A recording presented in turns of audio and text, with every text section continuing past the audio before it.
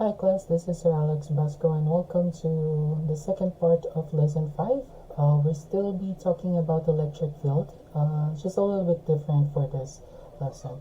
Previously, from our discussion in the first part of lesson 5, we basically tried to measure the electric field, how we can measure the magnitude of the electric field. So this time, we're going to tweak it a little bit. This time, we're going to go back in measuring electric force. But instead of using Coulomb's law, what we're going to do is measure the electric force using electric field. So at the end of today's lesson, what I want everyone to be able to do is be able to calculate the electric field given the charge and the magnitude of the electric field. Sorry, my mistake. This should be electric force. Be able to calculate electric force given the charge and the magnitude of the electric field. So before, we were just given the charge and the distance of charges, and we use Coulomb's law to measure electric force. This time we are given the charge and the magnitude of the electric field, so we are given E, and that's what we're going to do to solve for force. So how are we going to do that? It's quite simple, because if we know that the magnitude of the electric field is can be measured by taking the electric force and that electric force divided by the magnitude of the charge or any other charge that you placed in your near your source charge, then we can measure by electric force by basically multiplying the electric field or the magnitude of the electric field to the magnitude of your test charge. So we know this simply by rearranging the equation. E is equals to Fe divided by Q0, and this is how we can measure the electric force. So one thing that I want you guys not to get confused is your Q here. So from our original equation, when we are measuring E, when we are measuring the electric field, we usually use K multiplied by Q divided by D squared. Notice the Q here is actually the charge of your source charge, basically the magnitude of your source charge. This is where the electric field is originating. But if we are going to measure the electric force, the Q that you want is the test charge, so the magnitude of your test charge. Okay, do not forget that. So if you were given the distance between your source charge and your test charge, and you know the magnitude of the charge, the coulombs of your source charge, then you can solve for the magnitude of your E. But if you do not know the charge of your source charge, but you know the test charge, the value of the charge, the value of the charge of test charge, then you can measure for Fe or the electrical force as long as you know the magnitude of your E. So one thing that I want you guys to remember though, if the charge happens to be negative, if this charge right here happens to be negative, the direction of the force is opposite to the direction of the electric field. And we know that. So for example, we have a positive source charge here. This is our Q. And let's have this is basically its electric field. Let's draw the electric field of line to denote its electric field. If we have a positive test charge, the direction of the electric field, or this test charge right here, will experience a force the same or the of repelling force, because this is a positive, right? But if we have a negative test charge, this negative test charge will experience a force that is opposite to the direction of the field. So this is the not magnetic field, this is the electric field of your Q, of your source charge. If I added a positive test charge, usually test charge are positive, then it will experience a force that is repelling. So the direction of your Fe is the same as the direction of your electric field. But if it is a negative test charge, the direction would be towards the positive because it will be attractive. Therefore, the direction of the electric force should be opposite to the direction of the electric field. So this is something that I want you guys to remember. Okay? So let's have and go ahead solve the sample problems. Okay, so we have a sample problem 5.5. An electron enters a uniform electric field that is directed downward and has a magnitude of 5 newtons per coulomb. So in order for us to understand what's happening, let's try and write or basically draw our electric field. So we have an electric field directed downwards. So let's draw the electric field using straight lines that are going downward. Just imagine they're straight lines. I'm not good at drawing straight lines. You know what? It's much better. Okay, so we have this is our electric field. Our electric field is moving downwards. And then what happens is that the electron enters this uniform electron field. So we have an electron that enters this field. What they're asking us is find the magnitude and the direction. Find the magnitude and the direction of the force experienced by the electron, and B, find its acceleration. So we're going to do is we're going to write our given first.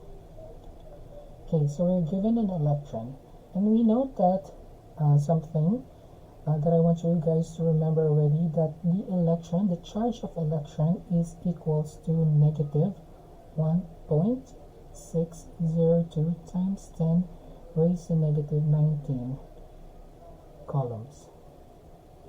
We were also given the value of our E, or the magnitude of our electric field, as 5 newtons per coulomb.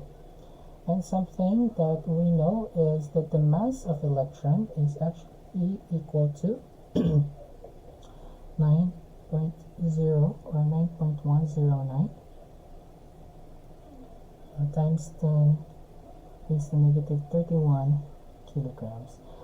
So where did I get these numbers? These numbers right here, this E, or basically the Q, the charge of electron, is something that I already told you to remember. It's always negative, and it's always equals to 1.602 times 10 raised to negative 19.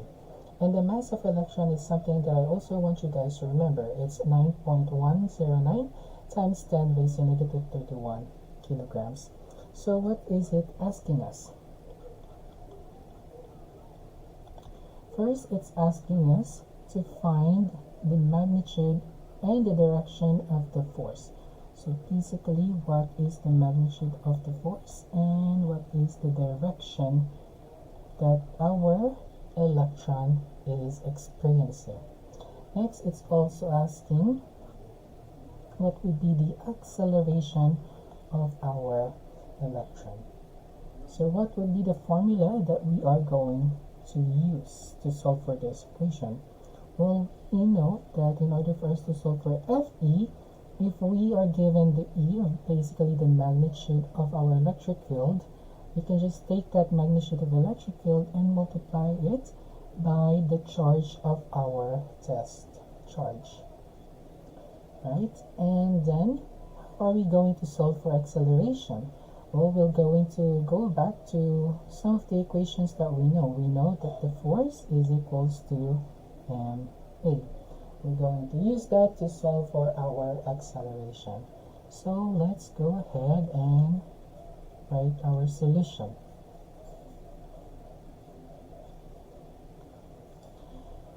Okay, so for our solution, what we're looking first is we are looking for the electric force experienced by our electron.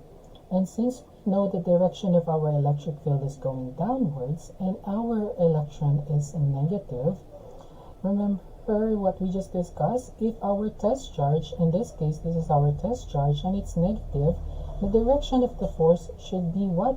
Opposite to the direction of the electric field.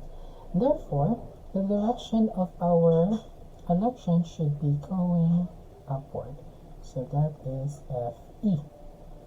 So we already found the direction. Now what we're going to do is find the magnitude of Fe.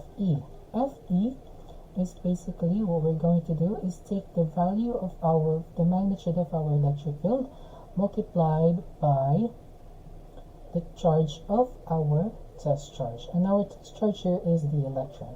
So that's basically E, which is equals to 5 newtons per coulomb, multiplied by our Q, which is negative. In this case, we just have to use the absolute value of our Q. Our Q here is basically the charge of our electron, which is negative, or again, absolute value, which is 1.602 times 10 raised to negative 19 coulombs.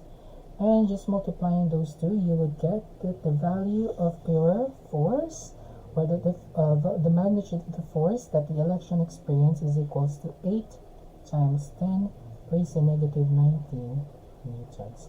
Now why is it newtons? Well, it's force, and also you cancel the coulombs. So we know that the Fe is equals to 8 times 10 raised to negative 19 newtons, and it's directed upward.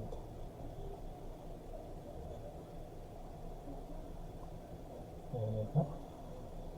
Now what we're going to do is find the acceleration. How are we going to find the acceleration? Well, in order for us to find the acceleration, we just have to take the force that is experiencing, that our our electron is experiencing, and use the equation F is equals to ma. Rearranging this equation, we will get A is equals to the force divided by the mass of the object. So the force experienced by the object divided by the mass of the object.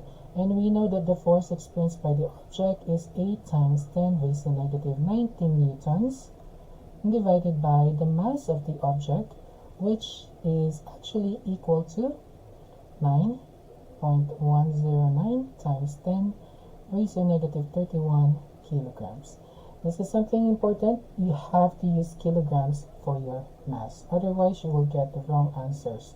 Newton per kilogram is actually another equation for acceleration, or another unit of acceleration, and that is actually equal to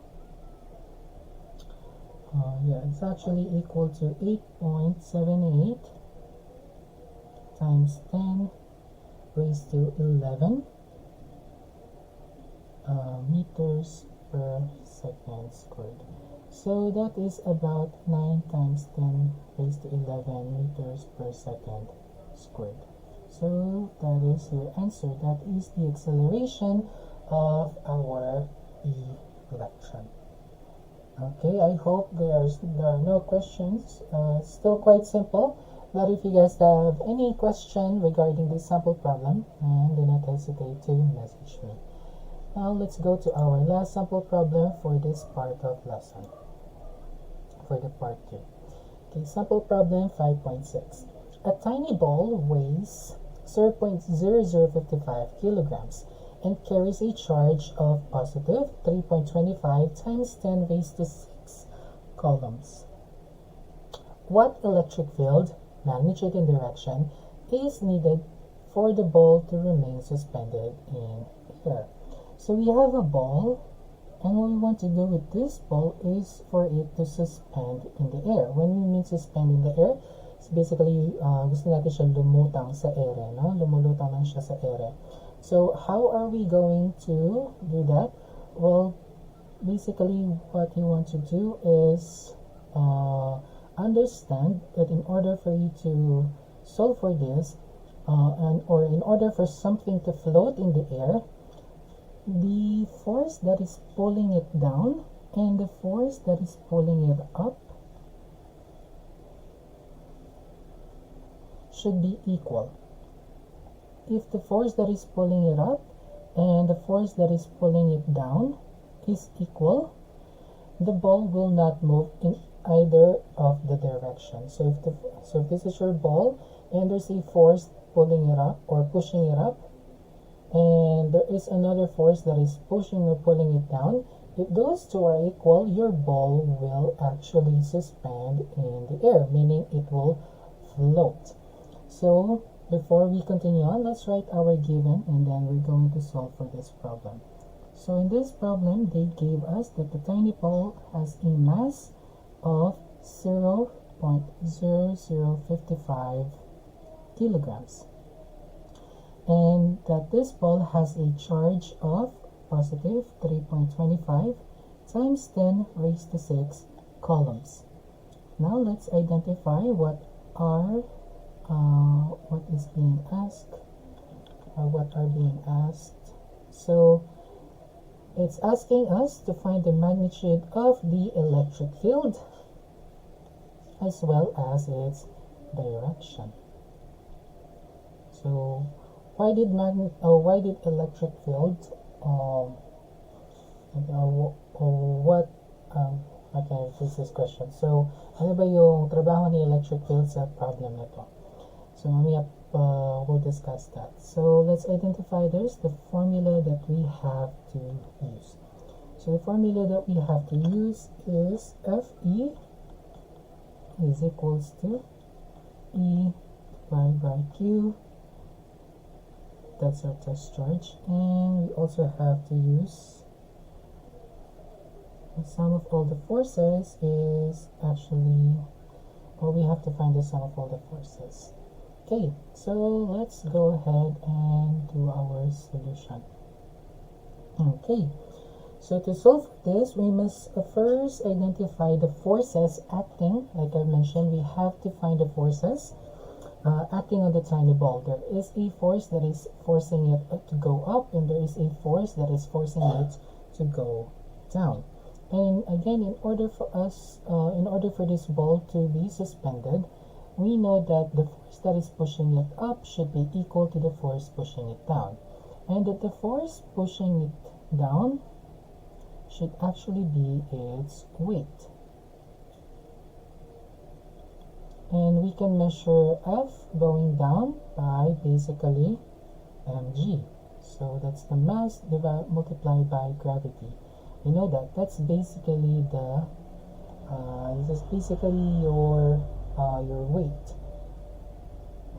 right? So F down. So this is the mass of the ball. So that's F going downwards is equals to the mass of the ball, which is 0.0055 kilogram. So this should be 55 multiplied by gravity, which is 9.8 meters per second squared, and this force should be equal to 0.0539 newtons. Next, what is the force that is pushing it up? This should be the electric force, or there should be so that should be the force that is pushing it up.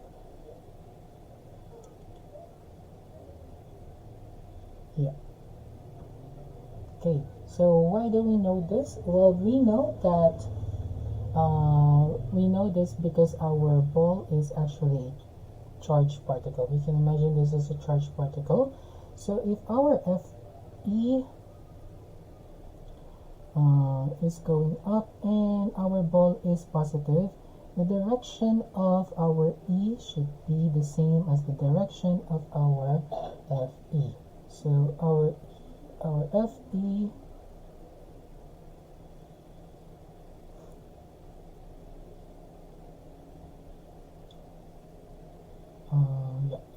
our Fe is equals to E multiplied by Q0.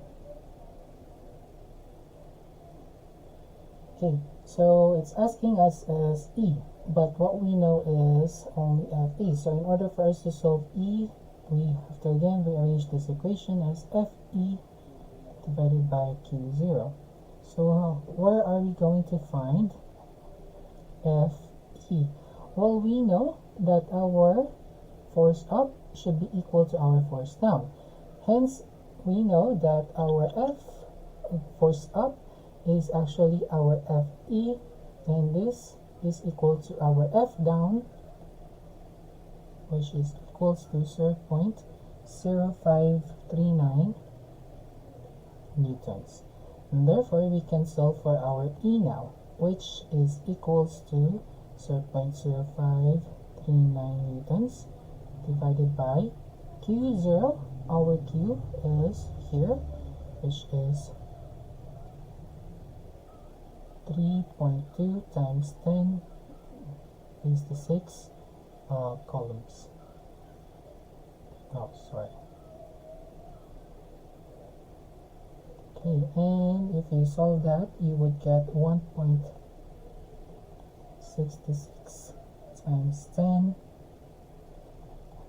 raised to 4 newtons per column.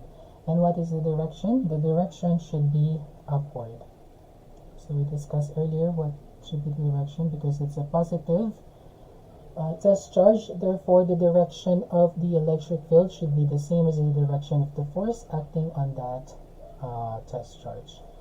This would be our answer. So that the magnitude of the electric field experienced by the ball is 1.66 times 10 raised to the 4th newtons per column, and is directed upward. Okay, I hope that is clear. I hope you guys did not get confused. If you guys have any question, do not hesitate to message me. And you guys have a great day, and thank you so much.